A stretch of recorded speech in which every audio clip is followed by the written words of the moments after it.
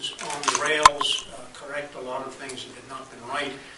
I think that a great deal has been achieved over the 9 months in terms of strengthening management, strengthening governance, collecting a lot of money out of the loan portfolio, refunding the business.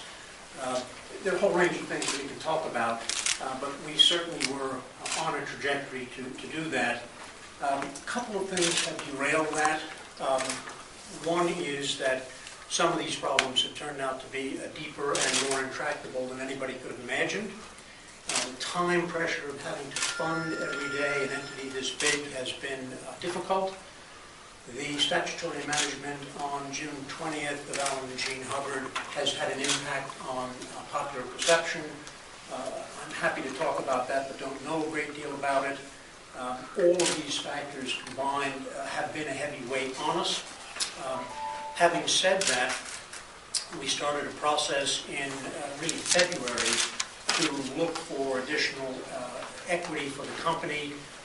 We received some equity in December from local sources and some equity in February from Alan Hubbard. We started off with an international search that involved more than a dozen parties. We winnowed that down over time, really to 3. Those 3 were a mixture of some local input and some overseas input. We had a deadline of August 31st.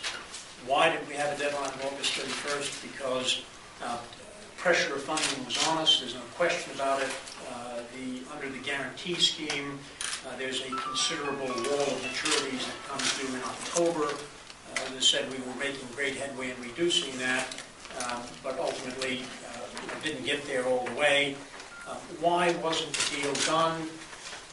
Really a question of not being able to get a combination of price and terms together. Now, we've been working on this through 4 o'clock this morning. I think that the reality of it is that this business will go on. We know from our management and organization efforts that there is a very solid, substantial, good business in South Canterbury, composed of earnest people paying their loans and working hard. We know that there were, a collection of assets that were pretty toxic that we ring-fenced here in Christchurch in a special unit. We've got that under control, and we know that there are 3 significant investments in helicopters, Scales, which is the largest producer of apples in the country, and Dairy Holdings, of which we own a percentage, which is the largest or one of the largest suppliers of milk. So it is a very big, diverse entity. Getting a deal across getting a deal across the line with one party to keep it whole has proved very difficult.